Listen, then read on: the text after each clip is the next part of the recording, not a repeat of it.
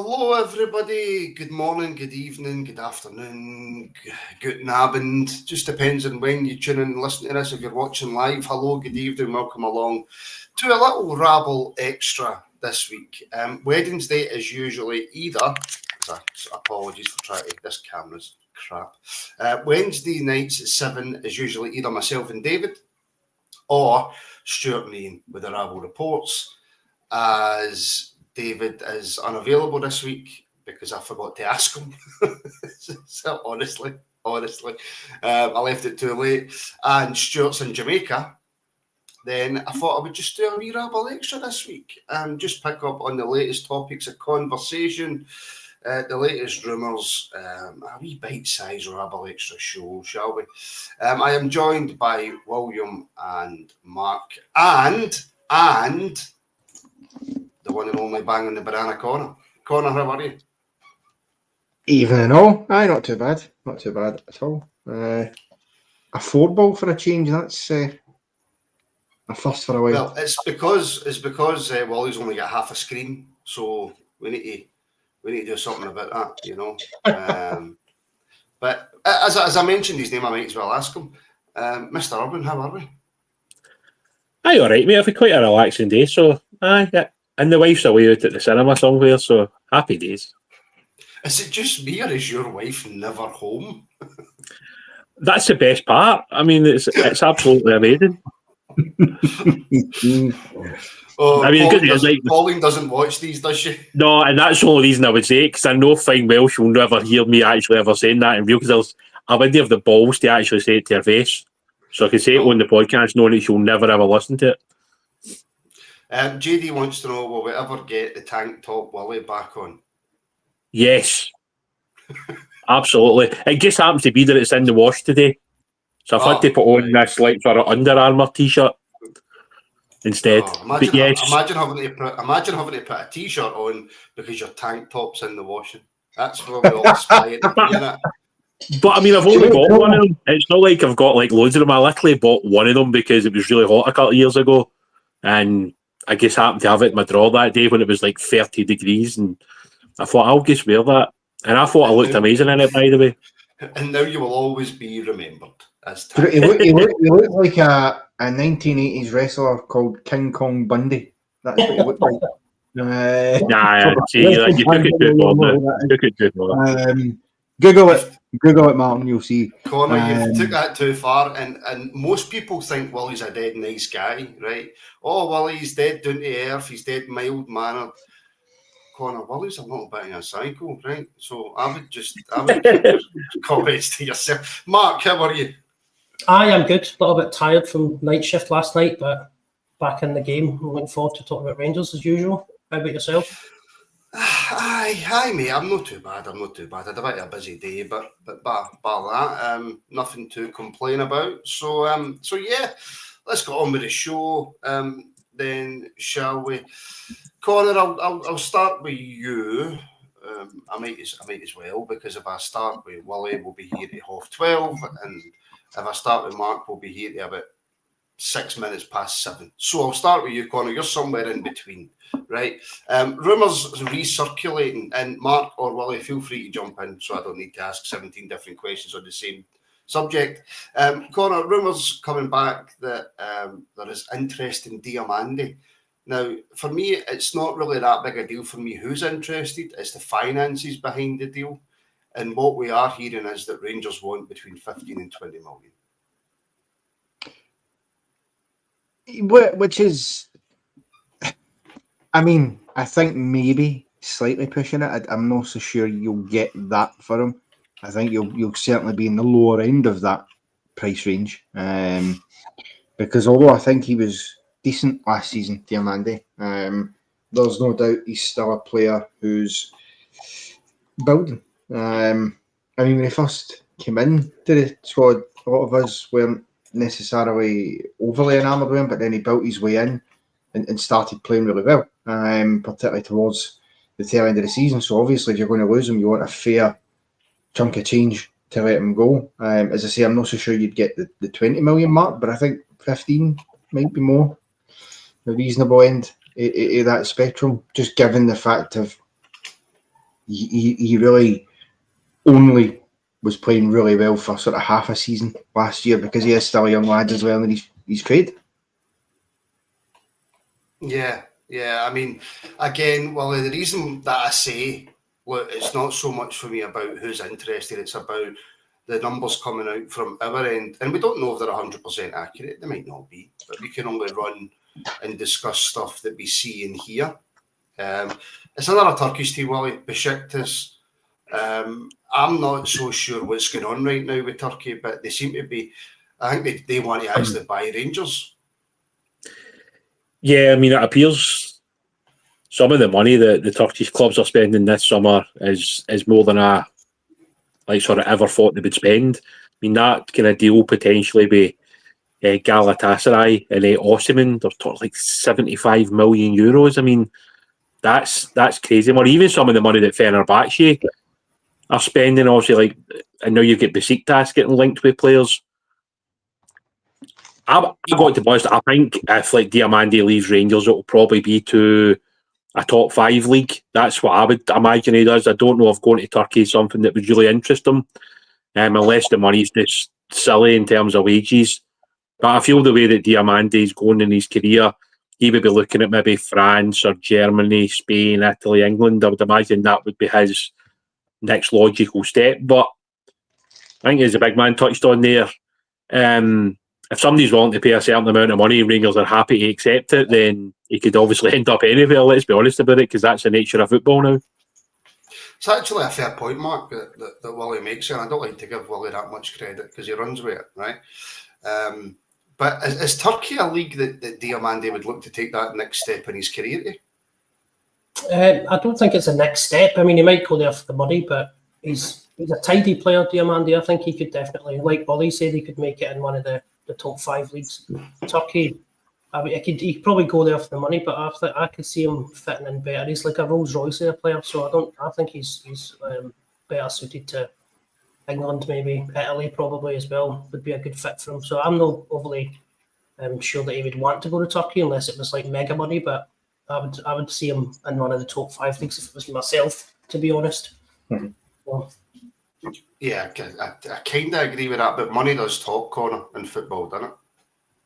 Of course it does. If you get offered a decent enough amount, you're not going to turn it down. You can't, despite the fact these new owners have come in and they have injected some cash into the club, you obviously still need to make sure that you're doing sensible business and bringing in good money. And obviously, if somebody offers us even 10, 15 million quid for Diamande, I think you've got to seriously consider it. Because there's always that risk. We've seen it before where you get that big offer, you turn it down, you keep him for another season, things don't quite pan out as you were hoping, and then a year later, you're getting threepence for him because he's no longer worth that amount. So it's a bit balanced. I mean, look at Morelos. With the chance to sell him for, what was it, 16 million, 17 million? He ends up going out the door for free about, 2 years later. So it just shows what can happen if you hold on too long. So I think the club will be smart enough, and I think they'll put their foot down and say, listen, we're no mugs here, we're not going to roll over and let you tickle our bellies, you better front up some serious cash. But obviously, if it gets to a stage that, as I say, if you're into the double digits of millions, you need to consider that. Yeah, and actually, Wally, a point here, right? This is something that I don't think we've actually discussed that much, right? Jamie's saying, I really want to keep Dio, especially under Russell Martin, unless we have a belter of a replacement. See, in terms of the scouting department, in terms of Thelwell, Purdy, whoever else is in there, the scouts, wherever they're looking across Europe or the world or wherever, right? See if they turn into, they go back to Thelwell or they have a meeting with Martin and they go, look, we've had a look about for this season. We don't see anybody really that can come in and take Dio's place in terms of what we want to achieve this season. Mm-hmm. Does that change the conversation between Russell Martin, Thelwell and the owners to say, look, is there any chance we can stall on this sale? Because regardless of how much money we get through the door, we can't really replace the player. Yeah, look, it's difficult to replace a very good player first and foremost. It's interesting. I mean, obviously the sort of lineup is obviously out yesterday for the game against Dunfermline. I mean, if you look at how that set up, it would look like Rothwell was playing as the 6, then you deal with Nico playing in front of him, and then it looked like it was Asgard in the left, Dowell in the right. So you could obviously still fit a lot of these players into that team if that's how you're going to set up. But yeah, again, I think as we spoke about the other day there in the kind of afternoon podcast, see until we see exactly how we're going to set up, how we're going to play, what the formation is going to be, it's really hard to know what Russell Martin's thinking.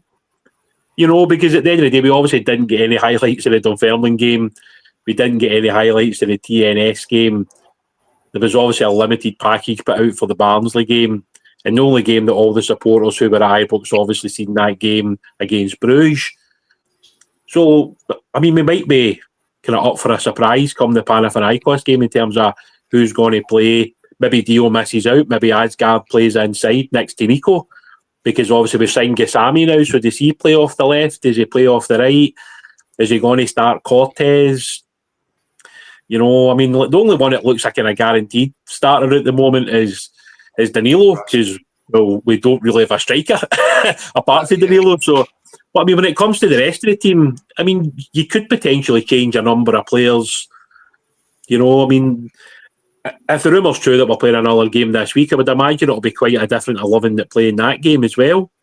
So, I think at the moment it is all guesswork. But I mean, on a personal level, I wouldn't want to lose Dio because I think he's a very, very good player. He's somebody that's really impressed me since he came into the club.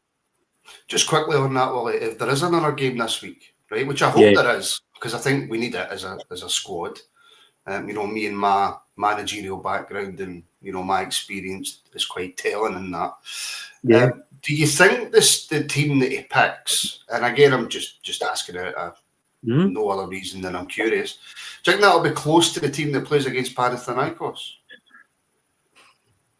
You would have thought so. However, you might want to also see all the players in the team, because you never know what can happen before this Panathinaikos game. Somebody could get injured in training.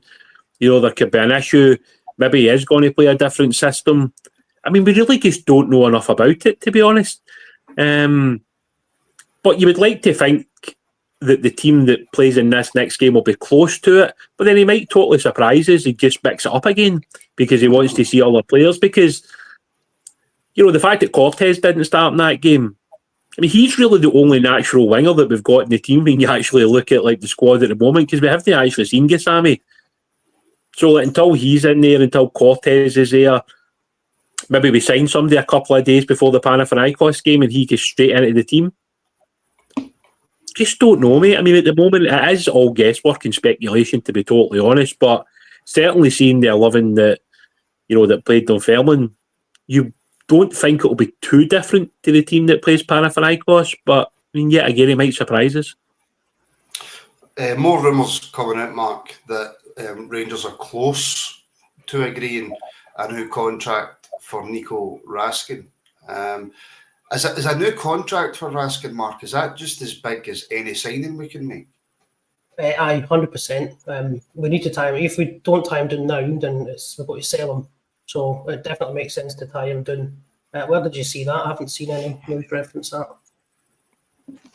It's just the rumours kicking about online. That would be the best signing of the summer if we get him tied down to a long-term contract, because obviously that retains his value, and then we can hopefully get the best out of him this season, and then reevaluate it next season and look to move him on for a massive fee, and then reinvest that in the squad going forward. So if it's true, I'd be biting my nose off to get that one over the line, definitely. Well, it's this, Colin. It's not just that. If I look at it, if I put my blue specs on, right, and they're tied right behind my ears, and they're actually hurting me because they're on that hard, right? Mm-hmm.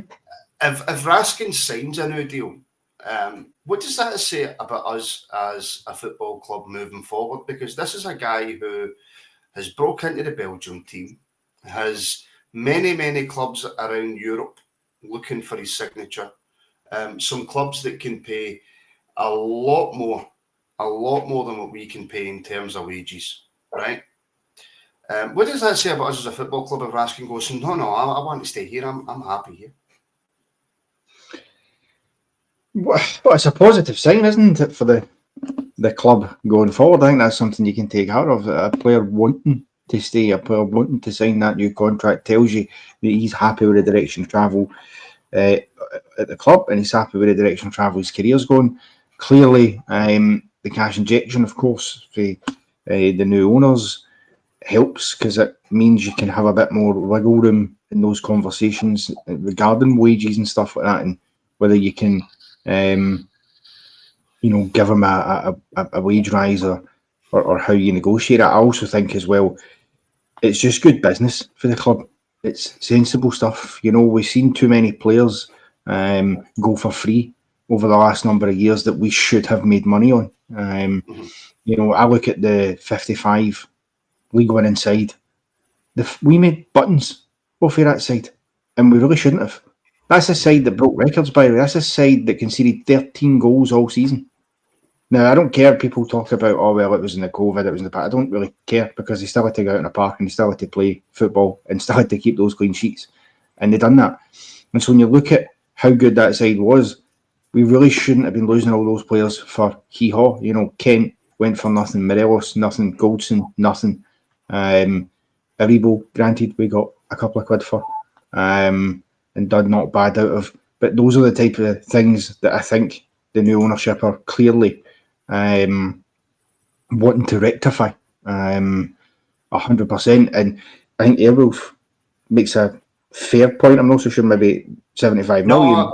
No, I think he's right. I genuinely think he's right. Would absolutely have made somewhere close to that, because the one thing you have to give them credit for it, they've been ahead of us on, is business-wise, they've been smart with how they sell their players, and they've been getting money. I mean, they're selling players for prices that I don't even think they're worth, but it's because they're strong when it comes to the business, and they're telling teams, if you want to sign our players, then you're going to have to front up the cash.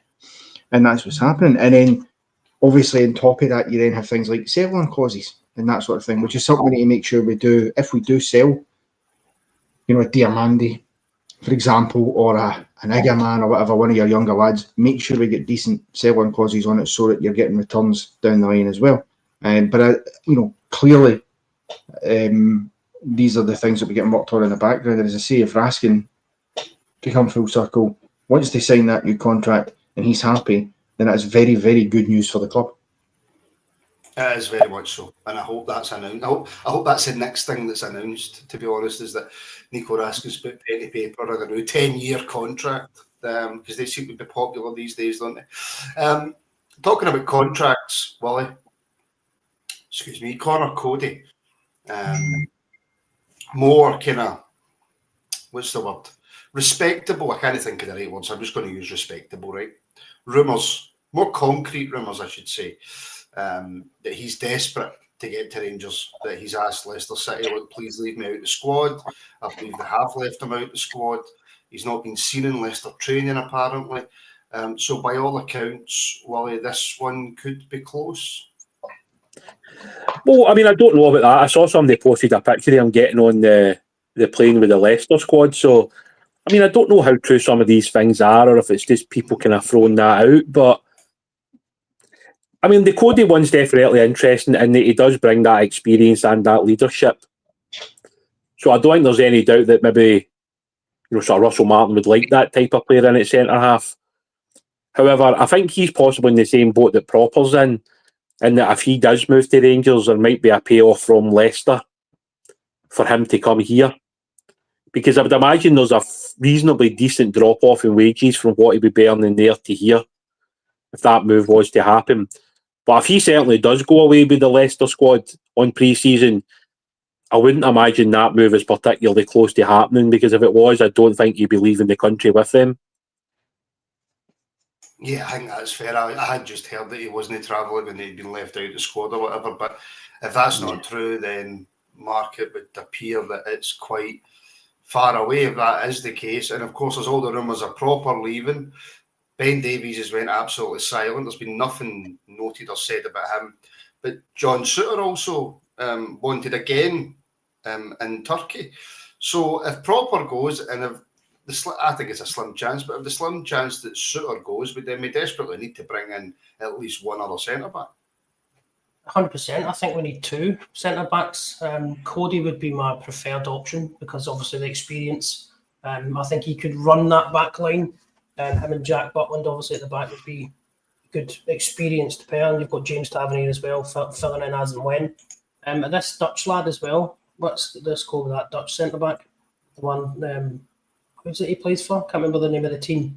Oh, I can't remember now. I can't even pronounce it. Volendam. Volendam, that's it. He's massive, that lad. So, but for me, I'd be more keen on Cody because of his Premier League experience and obviously ex-England international and that. I think he would do as a turn. He could be one of the key pieces for this season. So, and like Willie was saying, I think that he wouldn't be able to demand appeal from Leicester because he's the one pushing for the move. I think it's the opposite. If the club pushes you out, only if he's handed in a transfer request. Aye, so if he hands in a transfer request, then if he's pushing it, but I mean, if he's keen on it, then Leicester's got a bit of wiggle room. But I can't see it being a massive issue. But if he really wants to come, then get him in the door. But if he's away abroad to Leicester, then it's looking like you said that it's nowhere near close. And we've only got less than a week now to the game next against Panathinaikos. So if somebody's coming in, they need to come in now. Otherwise, they're not going to be good to go for that game. So it's either now or never, basically, on the centre backs. But if Suter goes, like you said, will be threadbare at the back with a lot of new and experienced lads. So it's a dangerous game to play. So I would be keen on Cody because he's like the one that I've been hanging my hat on since I heard that he was coming in. So hopefully we can get that one over the line soon. Is that fair comment, Connor, that if we're going to get a centre back in, especially a centre back, because I take your point, last form of defence and all that, do we need to get them in, by 7:30 tonight? Do we need to get it done? Well, yeah, you need to get it done as quickly as is humanly possible, of course, because with these big games coming up now, it's all coming thick and fast.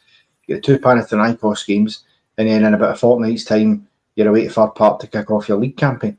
And we know what happens, if you don't win your opening game of a campaign, it can quickly spiral. And we've seen that, was it 2 years ago we lost 1-0 away to Rugby Park and it never really got better after that. So you're hoping that doesn't happen. And so that's why it's important. I mean, look, we have done some bits of business. We have got some defenders in there just now that I think would be fine if it meant we couldn't get guys in time for Panathinaikos. I think you've still got Big Manny Fernandez, who have signed, guys like that, I think could be okay. Max Aaron's obviously at left back. I think we've got enough to cover us, but I would really, really like us to get that big one over the line. And listen, if it is Cody, fine. If it's not, then I go for a big Dutch fella. I think the fact of the matter is, it sounds to me from all reports, Connor Cody has been very, very keen on the move. I don't know what the hold-up is, and obviously his wages would be an issue, and that's something that would need to be discussed between him, his people and Rangers. But clearly Leicester, it doesn't feel like Leicester want him to go. I think they see him clearly as somebody who could help them get out of the Championship, which is understandable. But from a Rangers' point of view, as mentioned in the chat earlier, if you don't get any movement on it in the next couple of days, you need to move on because you can't wait about. We don't have the luxury of time to do that. So as much as I agree with Mark that Cody would be my preferred option, we're not going to wait about for him. You know what I mean? If it can be done, fine, move on and let's look at the next list, the next target on the list, I should say, which would be the big Dutch fella, who by all accounts is apparently a very decent player in his own right. In fact, I'm pretty sure Celtic were interested in him at one point as well. So it's not the first time he's been potentially linked with a move to Glasgow. Just at this time, it's hopefully going to be to our side. I will just answer. Excuse me, multiple man. What is the truth, lads? Did he board the plane or not? The truth is, I don't know. There you go. If you're a manager and the player saying, "Listen, I don't want to be part of the squad, I want to be part of the training," you'd see the writings in the wall there, wouldn't you? You would think you'd go, right, okay, he's clearly wanting to go. If that's been said. If that has been said, obviously we don't know for sure, but if it has been, you would think common sense would tell you don't force him to stay because you're not going to get the effort for him that you need. That's fair enough. Sorry, Willie, I thought you were going to jump in there. Because No, I'm just going to say, I mean, like, there's a picture on Twitter showing him at the top of the steps going onto the plane. And that seems to be the picture that people are saying that he's going away to Austria for pre-season, but it could well be like... Willie, what if it's a 90s film and like Thelwell runs down the runway at the end? Absolutely. To board the plane and jumps and grabs him and goes, no! Could happen. Absolutely. I mean, let's be honest, see, when it comes to football transfers, anything's possible, isn't it? But, well, I think the thing with Cody, and I think it'll come down to a few players, whether that's players on our side or the other side. See, if players are coming down in terms of their wages, most of them aren't going to request a transfer because then they'll lose out on money. Mm-hmm. So they're all hoping that it's going to be done between the two clubs and there can be like an amicable agreement and things like that. And it might just be, as the big man says there, that maybe Leicester just want too much money and Rangers aren't prepared to pay that for a guy with 1 year left in his contract and on a high salary. Mm-hmm. So there's always going to be a bit of give and go on these type of moves. It's a bit like the proper move in a slightly smaller sense.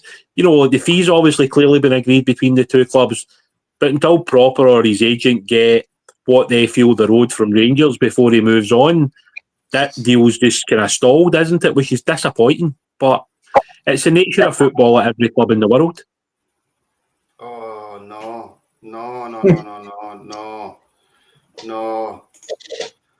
Imagine a manager called Martin and a captain called Connor. Wow. Oh, no. I don't think that could, no. I hope he's on the plane.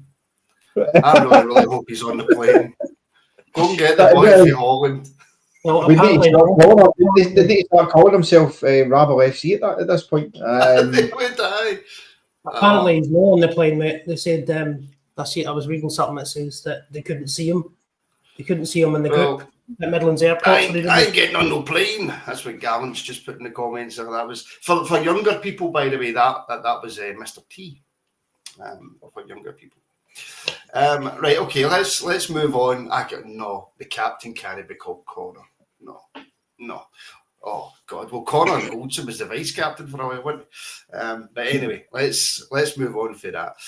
Very, very quickly, touch on the Dunfermline game, Mark. Always good to pump a Neil Lennon team, regardless.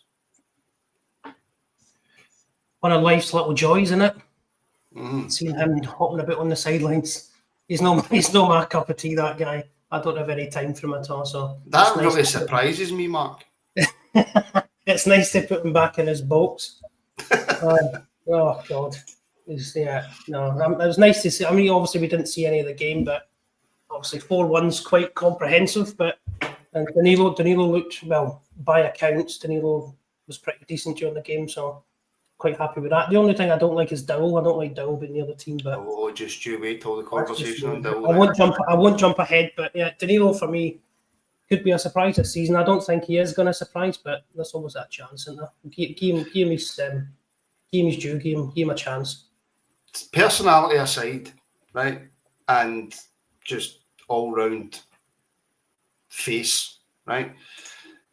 He's a very good pundit, Neil Lennon. I have to say that. I don't know why I have to say it because I really don't have to say it, but he is. He's much better than Son. He's much better than Son. It's not the highest bar in the world, though. It's not a high bar. No. I mean, obviously, we seen his cohort in Sky Sports, or a couple of them sat behind us at Fir Park yesterday. Obviously, Boyd and Ian Crocker were up there in the gantry. So, if that's Crocker definitely uses Just for Men. By the way, there's no way a man that age has hair that dark. Absolutely.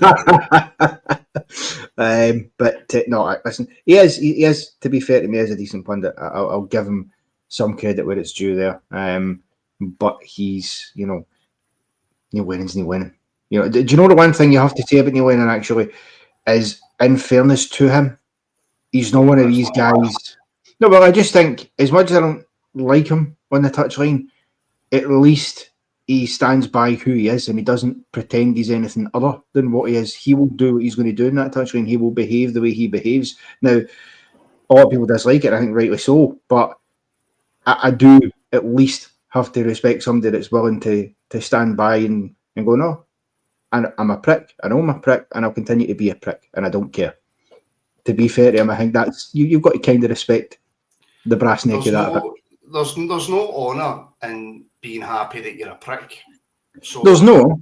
Disagree. But we'll move on very, very quickly from the Neil Lennon chat, right? Let's just swiftly move on. And Connor, I want you to give everybody watching a very, very, very, very early scout report on Motherwell. All right. Well, it's hard to judge in some ways because, as we discovered when we left for Park yesterday, the keeper they were playing was like their third choice, so he's probably not the guy who's going to be starting goals come the 2nd of August against us. However, from what I've seen, a lot of those guys that were on the park and did play a part yesterday will be in that first team. There were quite a few first team players, including guys like Stephen O'Donnell coming off the bench, Dan Casey, Andy Halliday, and they were rotten. They were absolutely stinking, Motherwell. At the back, it was kamikaze stuff. It really was. And, we spoke to Peter after the game, and he said that that's how the manager wants them to play, apparently, the new manager they've brought in. If they do that against anybody, basically, who exists in the top 6 of the Premiership, they're going to get absolutely annihilated. Honestly. They were so poor yesterday, and you'd have thought on the back of the fact that they obviously drew with Clyde just a few days before that they might have been a bit more determined to make a statement. Wasn't to be. So no, I think going into that game, without speaking too soon, because you never know what could happen to us in the next 2 weeks. But going into that game, I am supremely confident that after watching that last night, you're 100% right, Conor. Look, see the passing about they were doing at the back. It was like watching old Pep ball without Pep or the players that are capable of playing that system. All over the place. And I turned into you last night and I said, if that's the way Motherwell want to play, and we're playing them in the very first game of the season, if they try and play like that against us, if Martin's got his stuff together, then that should be a very, very comfortable first win of the season, because they were all over the place. Unless miraculously it just all knits together, or of course what happens to Rangers is, teams up their game and then we can't cope with it, and then they just fail against everybody else and do an Aberdeen or whatever. But they were honking. They were absolutely honking. Fair play to Peter Heath, by the way. I thought Peter Heath played quite well. But Motherwell were terrible. Absolutely terrible. The only thing I would say that Rangers maybe do need to slightly look further into that game is that it seemed to me a lot of Motherwell's attacking play, they seemed quite determined to try and create pockets of space round about the edge of the box to get shots away whenever they could. Most of them were blocked when they did yesterday, but that's where Rangers need to be careful that they don't leave wee gaps, because it seems that they're a side who won't be afraid to take a dig for it, because they certainly were attempting quite a few times yesterday when they went forward. It was back and forward on the edge of that box. And they had a wee speed merchant as well. I don't know his name, but man, that boy was quick. But anyways, let's move. It was just a very early scouting report, folks. That's the kind of in-depth analysis and reporting get here on the Rabble. It will probably change in a week to, we're crap, we're terrible, Motherwell are going to beat us. But right now, I'm very, very, very comfortable with what I've seen last night. Wally, let's go back to that Dunfermline game then, shall we? Before we talk about Danilo, because as Mark mentioned, he got man of the bounce game.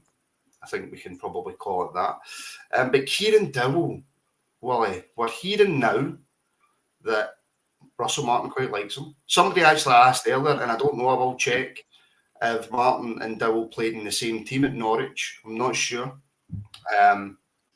But Martin seems to be a fan, Wally, and there's talking about that he might just be in this team for the start of the season, and it'll be very interesting tomorrow to see the European. Is tomorrow the European squad list, isn't it?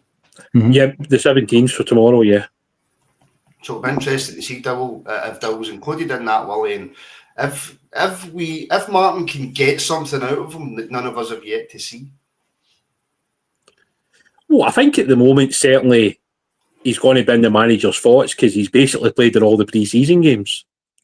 But then again, that's also on the side of things that we don't really have any wingers apart from Cortez, because I still don't think that's where Finlay Curtis' sort of best position is. But that's where he's been kind of utilised. It looks like So at the moment, because of the lack of options in the wide positions, I think that's the main reason why he's there. And that's not been disrespectful to the guy. He's obviously done well when he's played. The manager's liked what he's done. He's obviously managed, to get in the manager's thoughts, and he's going to utilise them in the meantime. But come next Tuesday, it could be that it's Cortez on one side and Gassama on the other. Or it could be that it's Asgard on the left and Gassama on the right. But I mean, look, at the end of the day, if the manager wants to utilise him and he's doing his job, who are we to criticise the manager in the meantime if he's going to use him and he might end up scoring a goal that's pivotal and us getting through the tie against Panathinaikos? Do you know what I mean? I just don't think we can be silly and say, look, yeah, see, because the fans don't like you're not in the squad and we don't really want you playing. I mean, that's to know how football works, whether we like it or not. But I don't know if that's true, to be honest, because I think Russell Martin said he's been managing for 6 years, right? So what age would Kieran Dowell have been 6 years ago? And then obviously Russell Martin had been out on loan at Rangers at one point as well. So I don't know if the two of them might have crossed paths at some point. Whether they played together, I wouldn't be so sure. But I don't think that would make a difference to Kieran Dowell having a future at Rangers or not. It will be judged on now, the squad, what the manager needs, what the manager would like. Because we are still being linked with other wingers. So if the manager would like another one or two wingers in, I don't see Kieran Dowell playing a lot of football if we get another one or two wingers into this current Rangers squad, given the players that are already there. But who's to say that, Kieran Dowell doesn't have an unbelievable start to the season and all of a sudden he's playing every week? But as I said earlier, it's all speculation and guesswork, isn't it? Well, yeah, I'm just double checking now, and if my memory is correct for switching to one tab to the other, Russell Martin retired the year before Kieran Dowell went to Norwich. There you go. But see, at the end of the day, though, that shouldn't actually make a difference as to a person's future at Rangers Football Club. The manager should be basing that on who's performing well in training, who's obviously doing well under the instructions that the manager's wanting the team to play in a certain way. And it might be that one or two players do, surprises and they end up coming back into the manager's thought, because it wasn't too long ago that most of us thought that Danilo didn't have a hope in hell of having a future at Rangers.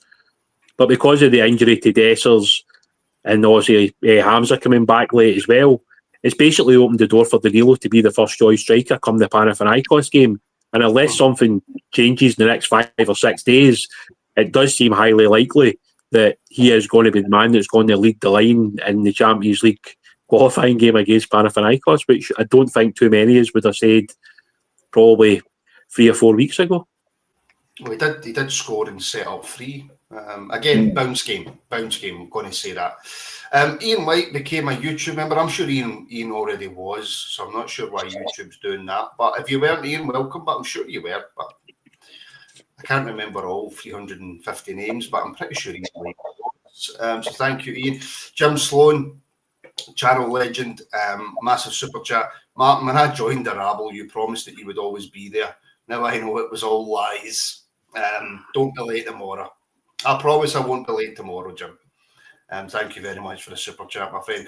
Blue Tie put in a super chat. Make sure you put in a comment next time, Blue Tie, because the comments do sometimes get lost and I don't see them. So, thank you very much for the super chat. And Charles, thank you for the super chat, Charles. To be fair, he's not telling any lies, to be fair. I mean, that is a valid point and a valid comment. So he might not be telling any lies, but I'm not going to desecrate our audio listeners' ears with the word that he's used to describe me. No, so thank you, that's Jack. fair enough. That's fair enough. Thank you, I was going to say thank you, my friend, but he's no friend of mine. Who sang that? No, it was no son of mine, Genesis. Anyway, I could talk about Genesis all night. I really could. Right, 10 more likes, people on YouTube to get us to 100. Go and do it. Make sure you do it. Get us there. And of course, if you're watching on Facebook or Twitter or whatever the social media is, make sure you're following there. Make sure you subscribe on YouTube as well. If you want to help the podcast out a little bit more and get access to extra shows, just like Ian has, and has in the past, then consider joining as a member now. Links are in the description. All the live stuff's on YouTube, and then it's uploaded onto Patreon after it has been live. Right, Mark Dowell, are you having it? No, absolutely not. Why? I don't know. There's a body of evidence that says that he's not going to perform to the standard we require.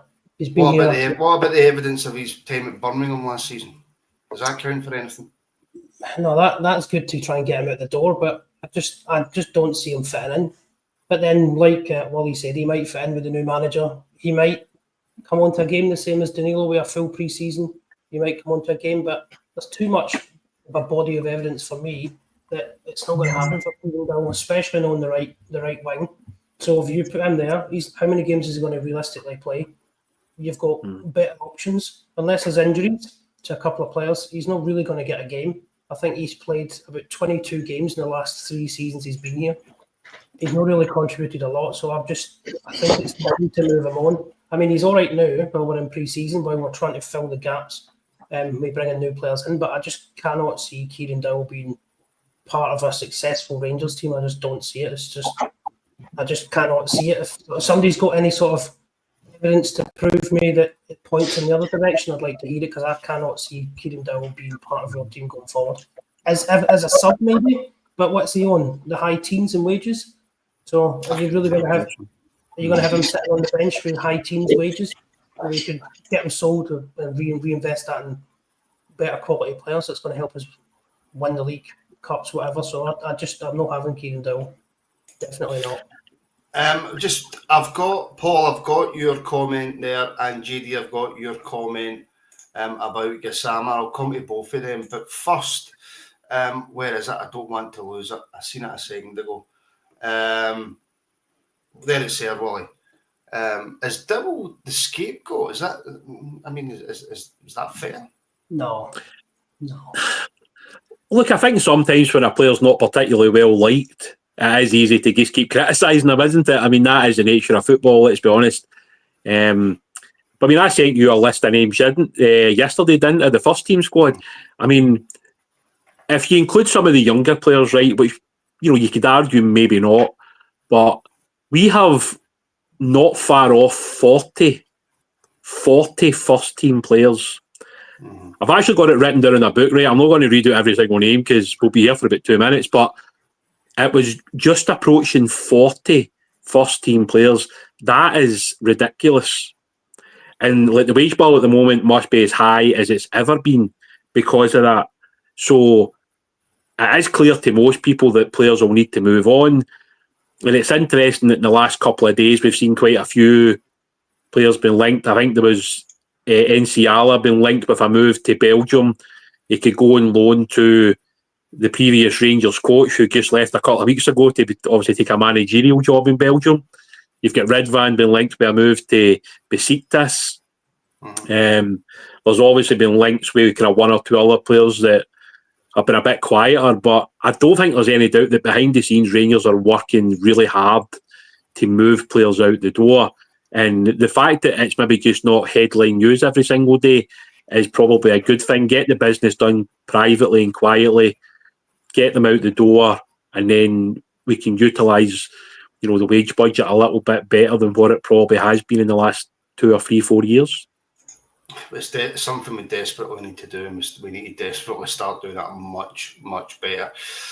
Connor, I'm interested to hear if you've got any more to add on the Dowell situation, but on top of that as well, Paul McCorrickle, Martin de Jong, PSV have given his number away. He's leaving.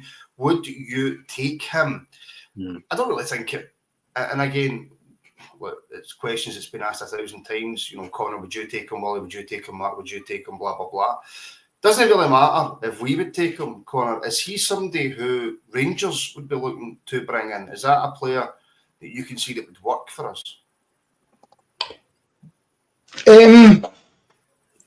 Maybe. I don't know. It's a tricky one because, what is he, 34, 35, something like that? He's not exactly a spring chicken. I now absolutely hate Calvin, by the way. I'm just putting that out there. Me and Calvin are finished.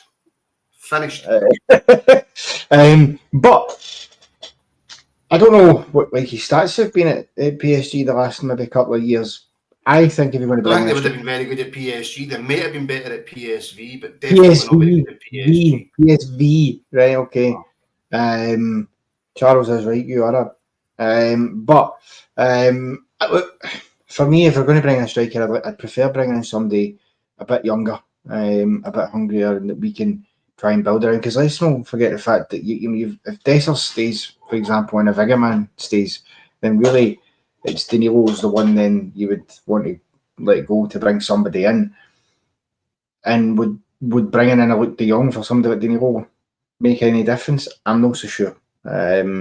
Is the honest answer. So probably no for me on that one. And I mean, in terms of Kieran Dowell, I think the lads have pretty much said everything that needs to be said. I think it's time that the club just threw the Dowell in with him. No.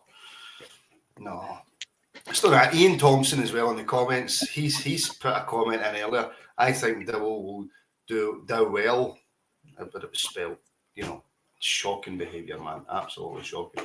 Right. There's many things I can take in life, right? Oh, you're that fat guy out of Game of Thrones. Like, cool. Martin, your nose is that straight. I could roll a £10 piece for the bottom of your head right half it. Cool. Yep, happy with that. Martin, you've got massive ears. You look like a koala. I can take that. I'm just giving you all ammunition here, right? What I can't take is anybody saying that Genesis are shite and then moan the Oasis at the end, right? Can't stand Oasis. Honestly, can't stand them. No offence if any of them are tuning in, because I hear they're big Rangers supporters. Can't stand Oasis, but absolutely love and adore Genesis, and Phil Collins is my hero. So I will not hear anything said against Genesis. But carrying on from that, Vix as well. Thank you very much, Vix, for the super chat. Thank you very much. Greatly appreciated. Mind to put a comment in next time, Vix, as well. Right, Wally, Luke De Jong, what are you saying here? I mean, yet again, he does bring that experience factor to the team. But yet again, I probably get back to the point that I've made a few times. I don't see us adding another striker until we've moved on at least one of them. Because looking at the lineup so far that's come out for the pre-season friendly games, we've really only played with one striker. So if you've still got Danilo, Dessers and Egerman on the books, it would seem strange to add another striker unless one of those guys is 100% gone. So at the moment, you would have to say, I don't see that deal happening. But I mean, obviously, a lot can change in 2 or 3 days in football. A bid could be accepted for a player, he's gone. Maybe they have spoke to De Jong and there's an interest there.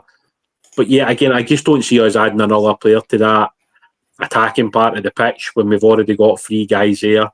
And it doesn't look like any of those 3 are moving anytime soon as it currently stands. Mm-hmm. I know, it's a strange one. Somebody was actually asking, Mark, what's happening with Ben Davies? It's all went very, very quiet. It has all went very, very quiet. But that doesn't mean nothing's happening. No. I mean, it could mean nothing's happening, but it doesn't necessarily mean nothing's happening. No, it just means we're not hearing what's happening. I'm hoping he's getting himself a move away somewhere else, get a bit of money and get the wages off the wage bill. He's another player that I don't see being of any use to us this year or going forward. So it's definitely, I mean, how many players have we got that we need to get rid of this season or this summer? Sorry, you know what I mean? There's like 8 players that we could do with getting rid of. So probably more now. Because of the players we brought in, you're probably pushing it up to like 12 maybe to go out. So I'm hoping they're working away. I don't imagine they're sitting on their hands doing nothing.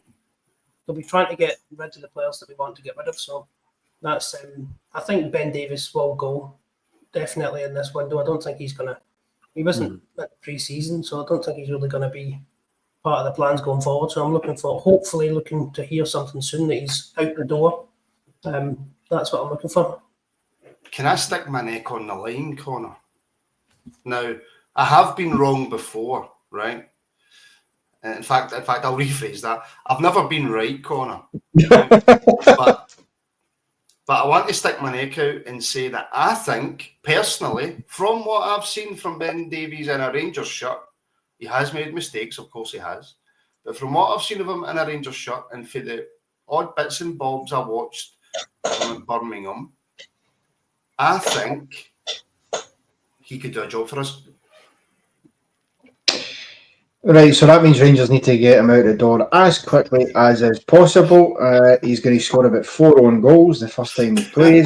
But look, I think the fact is, for one reason or the other, it wasn't working greatly for him before he went on loan to Birmingham. I think part of the problem was I don't think he could find a sort of stable partnership at the back that he could work in, because him and John Souttar, quite frankly, were at times just appalling together. I remember a two of them at centre back against the Celtic. I think it was at Parkhead. They get ripped to shreds, Martin. They were absolutely diabolical. And so that's the concern: is if you keep him, can he come back and prove himself again? And can he fit in with John Souttar if he needs to play alongside him again, or with Manny Fernandez or whoever else is there? If we bring in Cody or the big Dutch lad we were talking about earlier, that's the issues, because he's going to have to fit somewhere in a partnership. The only partnership he ever had where he looked okay was him and Balogun, but that's because Balogun was that good. He actually looked pretty decent next to anybody at centre back, to be fair to the big fella. So for me, I don't know. If you bring in another centre back, then I think you have to get rid of Ben Davies, because I don't see the point in keeping him. If not, if they decide, or for some reason they can't get another centre back over the line, then keeping him as an option, as a backup, maybe isn't the worst idea in the world, but you'd be using him sparingly. You'd be looking at cup games potentially in the earlier stages, maybe the odd league game, but I'm not convinced by him. That being said, he was very much a favourite at Birmingham in his time there. I mean, they were, tweeting pictures of brick walls, calling him Ben Davies. That's how good they viewed him as down there. But again, as was mentioned before in the comments, he was playing in League One. So can that translate to the pressures of playing at Rangers, where you're expected to win every week? And that's the part that I'm not so sure he can handle. I get the pressure point, Willie, right, of playing at Rangers. I understand that. There's pressure playing at every football club, right? Of course there is, right? It'd be naive to say there wasn't. But I'd imagine there's a lot more pressure and demand on you playing at Rangers, right? So I understand that point of view. And I'm not sitting here saying, Ben Davies is brilliant. He's going to be our number one centre-back. He's going to make the team gel. I just think he can do a job for us, right? But see, in terms of quality, right? What's the gap between League One and the SPFL? Yeah, I mean, that's a difficult question to answer, because we've signed guys from good levels who haven't done well in Scottish football. So I don't necessarily think it all is like one tick box, if you know what I mean. I look at somebody like Ben Davies and think he's a decent player. I think he's a decent passer of the ball. I just don't think he's aggressive enough. And I think that's the kind of one side of the game that lets him down a little bit up here. And also, at the end of the day, as you've pointed out, you never know how a player's going to react until he plays under pressure.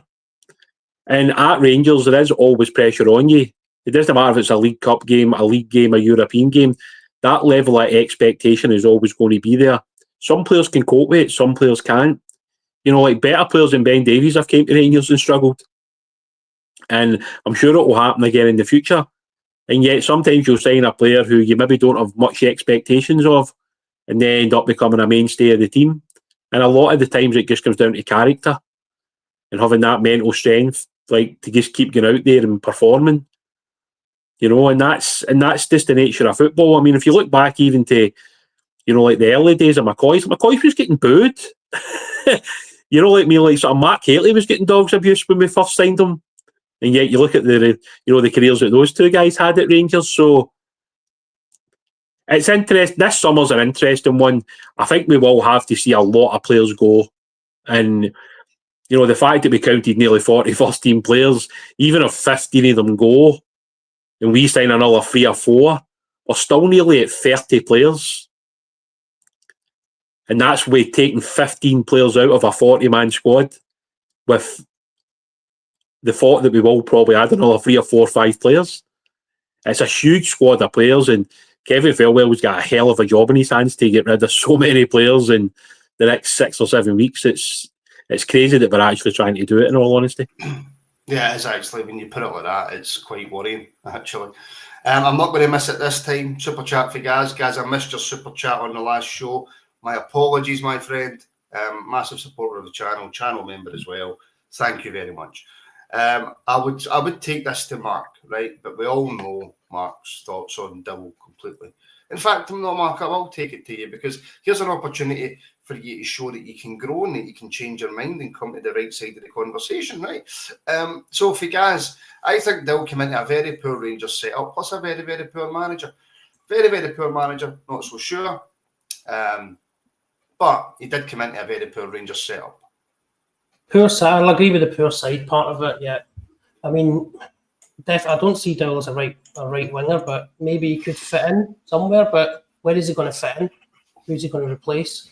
That's my only issue. It's not, I don't have anything against the guy personally. I just think he doesn't seem to be up to the quality that we're looking for. What's his best position as well? That's he's not going to play at right wing. Definitely not. Is he going to play in the middle of the park? I don't think so. He's no better than Raskin or Diamandi. So where is he going to fit? And that's my only thing is practicality. Where's he actually going to play?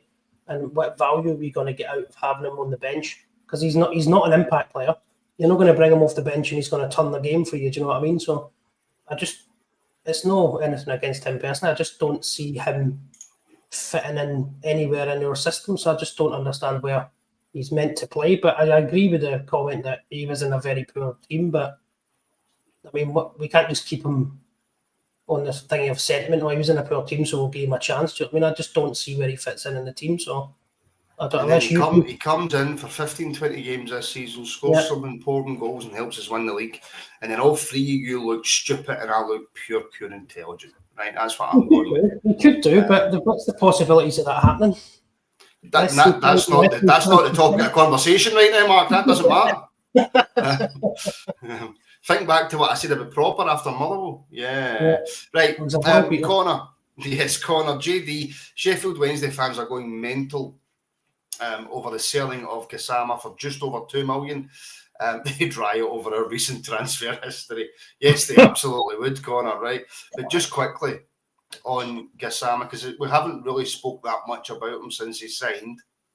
It would appear, and we don't know, and Willie's just said it there, you don't know until they put the jersey on and they start playing for you.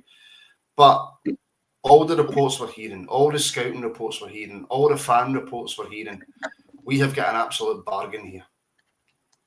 It certainly looks that way. I mean, look, the Sheffield Wednesday fans, I get why they'd be annoyed with that, and obviously we had one of them on an afternoon rabble last week with Brian, which I think was a very interesting watch. So anybody who's not seen it, go back and watch it. You'll get first-hand knowledge from one of their podcasters as well. But I think obviously they had financial situations, still do at Sheffield Wednesday, but there have been rumblings of this takeover happening there, and that was apparently one of the things that was holding up this deal initially. But the fact of the matter is, it sounds like an absolute steal. £2.5 million. The boy's 22 years old. Looks like he's got bags of potential. We just need to make sure we get that potential out of him and we turn him into a real solid player, because, I'm not over-egging the pudding here when I say this, but if you get this right and this boy lives up to the potential that he's got and what we've been hearing about him, this is a guy you could be looking to sell in 2-3 years' time for 20+ million quid if you get it right. And that's not me being, blue tinted specs. That's just me calling it as I see it. But you have to get it right with him. And is Russell Martin the right man to do that? We'll find out. You know what I mean? That's his task for the foreseeable future to do that.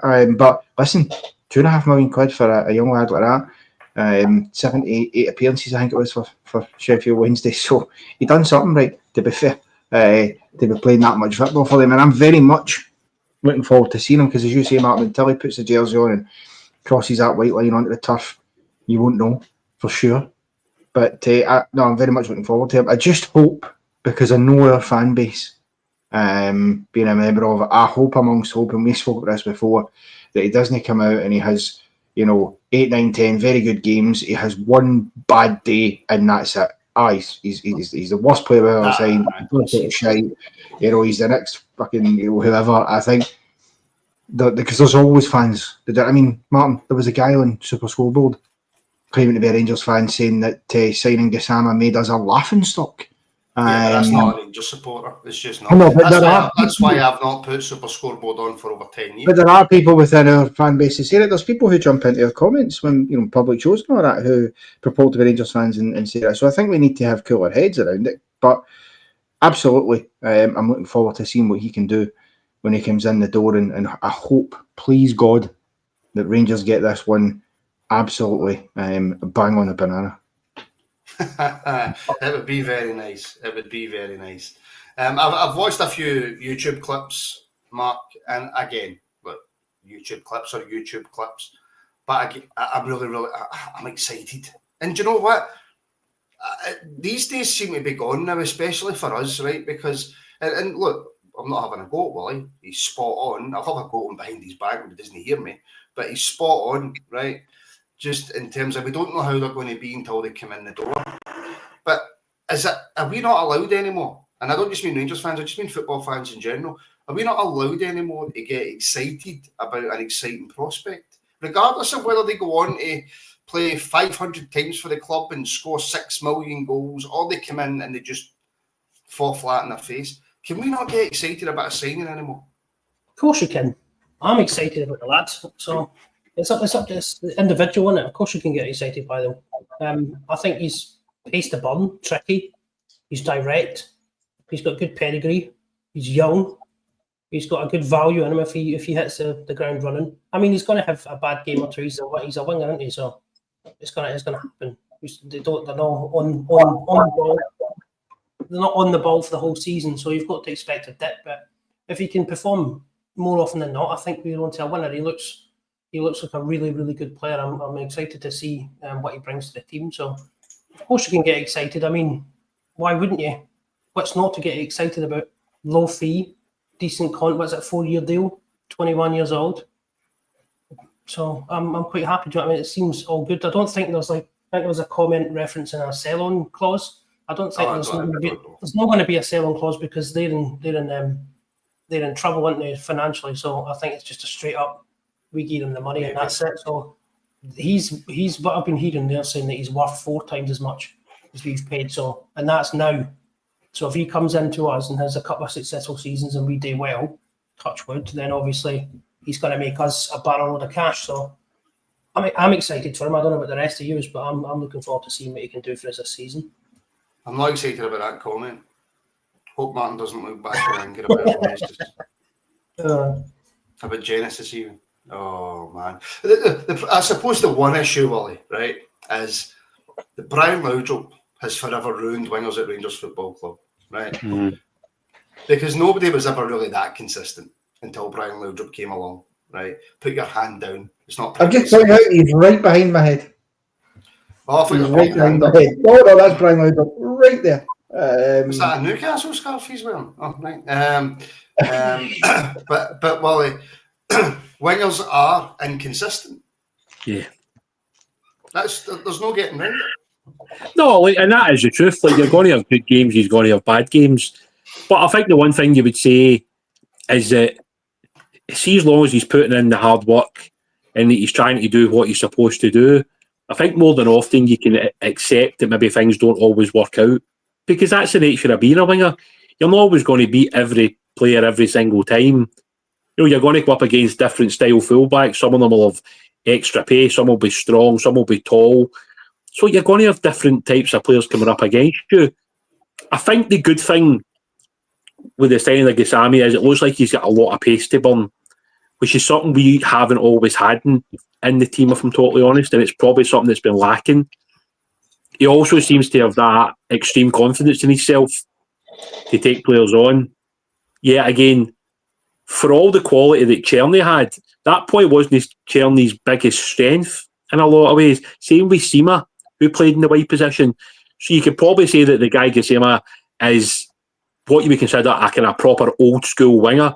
He wants to get the ball down and take players on. But what I would add to that as well is we do need a decent return of goals from him.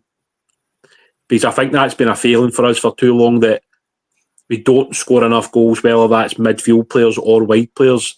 So we almost need him to get the same figures that Czerny got, really. And that's a lot of pressure on a 21-year-old that's just coming into the team. But we do need more goals from other parts of the team. And I think that's like sort of indisputable when you look at the numbers last year. Yeah. You know, so that's why I think it's important. I don't think, Wally, we can't expect 18 goals and 18 goals or assists, 18 goals and assists, whatever the fuck it is. Yeah. Out of a 21-year-old who's never played. No, no, look, yeah.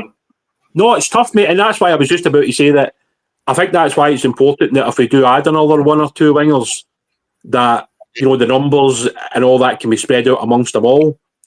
So, you know, see if we have like 4 wingers this year, I would say between the 4 of them, we're looking for a minimum of 40 goals. Yeah.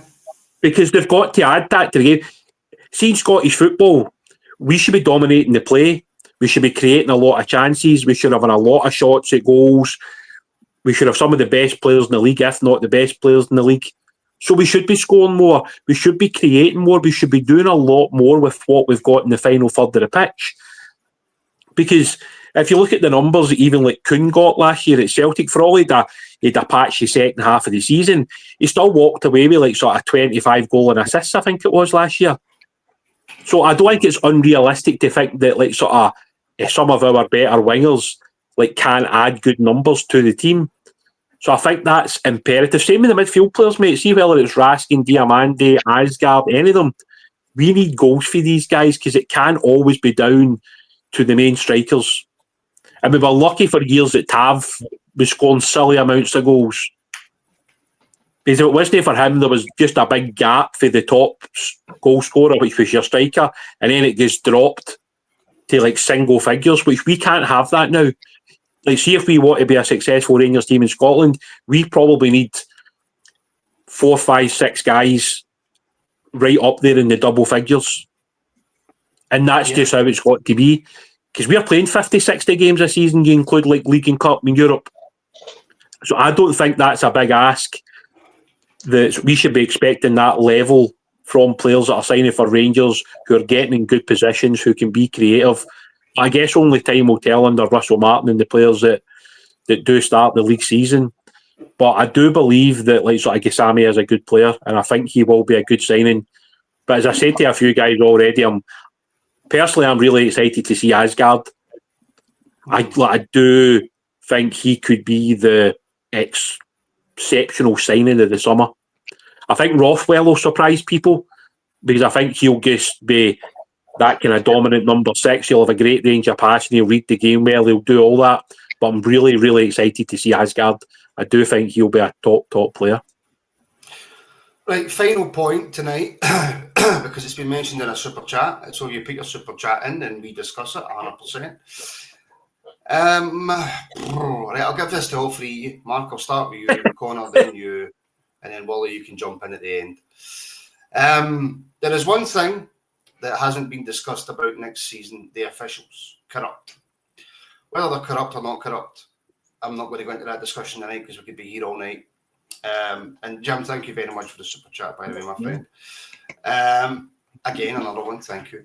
But Mark, the officials in Scotland, are we just going to have to accept that they're rubbish? Well, as the way it is now, I don't see nothing's been put in place to improve. They're not going professional, so the standard's going to stay the same unless they turn professional, or I don't know, there's some sort of training, grassroots training is better for referees, I don't know. But as long as we, the team on the pitch, put in the effort required, then the referees won't make a difference. If we're going out and smashing teams week in, week out, it doesn't matter what the refs do, no matter how incompetent. I don't think they're corrupt, I just think they're incompetent. I think they're really, really poor, if I'm honest. Substandard referees, and I think part of that is that they're not professional.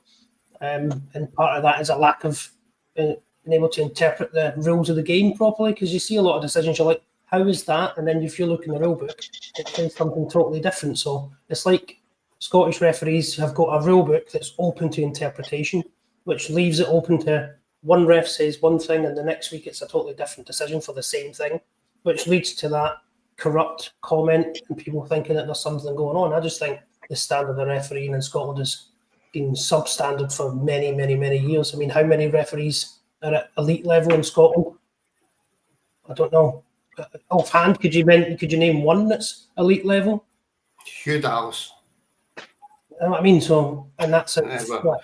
See, that's how bad the referees are. That my Hugh Dallas joke just went whoosh right over everybody's head. It's ridiculous. There's just a lack of quality in the refereeing field, whatever you want to call it, profession. There's just nothing there. So as long as we do what we need to do and we smash the teams at the park, I don't think it's going to matter too much. Connor? Yeah, well, I think they're grossly incompetent. That is just an absolute fact. And we'll have another year of Billy Collum coming out each month doing the VAR review show and talking about the decisions. And at least I suppose I will say to their credit slightly, or certainly to Billy Collum's credit, is I feel the VAR review show was actually quite good last season. Martin obviously vehemently disagrees because he's disappeared as soon as I've said it, but no, I thought they were okay. I think it's at least some clarity on what's going on, a bit of transparency if nothing else, but it's still poor. It still isn't improving things. You're still hearing things that don't make sense either. You're hearing Billy Collum tell you certain things on the show, and then the referees are going out and doing the opposite the next weekend, and it's like, well, hope you go. You know what I mean? If the head of referees is saying, actually, these type of decisions, this is what's constituting a handball these days, and this is what isn't, but then the referee goes out and gives something that shouldn't be, you're pointless. Or if referees or linesmen can't see when a ball's clearly over the line, that's problematic. And I think that's the other part of it, is that when you don't have goal line technology, VAR should have at least a couple more cameras so that they can determine better whether balls are out or not, because there was a few instances last season where goals were chopped off either because the ball crossed the line in the build-up or allegedly crossed the line. It was hard to prove. Obviously happened by us at Hibs at the end of the season as well, when the ball actually was in the net but not given. I think they had one chopped off over there a few weeks prior, and we had the one at Aberdeen, which I think was probably the right decision. But again, if you've got more camera angles, preferably an overhead angle, that would improve it. But the fact is, regardless of all of that, the refs are still poor. And we seen it last night. Don Robertson, for me, had a shocker in that game last night. Some of the decisions he was given just never fell. So you have to just kind of deal with that, I think, unfortunately. Wally, anything to add? Look, I think it sums it all up when Scottish football's got the cheapest version of VAR possible. There's like 4 cameras in the whole stadium, so we don't pay for goal line technology, which would be the most obvious thing to have if we could afford it, but we don't want to spend money on it. We still get 12 teams arguing over whether we should have, the artificial surfaces in the league, which it shouldn't be in the top flight of Scottish football. So, yeah, welcome to Scottish football, basically. That's the complete madness that it is, and the fact we've got a really poor television deal, the fact that out with most Rangers and Celtic games, the figures for most others are pretty low. And that's not been disrespectful to anybody. It's just the reality that, the biggest games that people will tune in for are always be Rangers against Celtic. That's the main part of the television deal. And if anything ever happened to Rangers or Celtic in terms of moving to another league, I don't even know if there would be a television deal for Scottish football. And that's just how it is, because there's so many problems with Scottish football from top to bottom. Yeah, the referees are poor, but like you look at the structure at the SFA, you look at the SPFL, you look at the things that they've tried and failed on. They've tried to sort of remodel leagues. It's not worked. They've tried to, implement change. It's not worked. People have been saying for years there should be a better, link between the academies and the first teams. It's never really worked because they're not willing to fund it or put in the effort. It's an endless argument, to be honest with you. And I mean, the only thing we can do is go out in the pitch and win games And hopefully that's enough come the end of the season to be successful, because regardless of how good or how poor a referee is on any given day, we need to be good enough to go and win every game that we play in, because that's the level of expectation that we have as a support. Yeah, and do you know what? I'm going to take this question to the morning phone-in and then the afternoon rabble tomorrow. Do you think the influx of American owners will see more teams come to our way of thinking instead of following Lawwell? Yeah, I get called a conspiracy theorist for pointing out that he basically ran the SFA for a while, and I think most of us know that is rather quite true. But leaving that there, folks, we're going to let you go and enjoy the rest of your Wednesday night. Thank you so much for taking time out of your day to tune in. It really does mean a lot. Make sure you like, share and subscribe wherever you're watching the show. Make sure you follow us across all socials.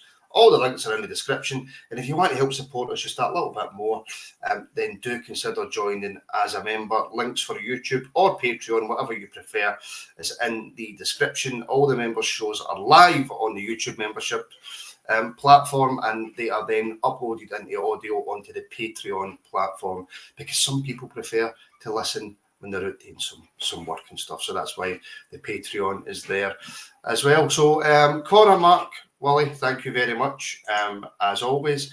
And I suppose, folks, really, that's all.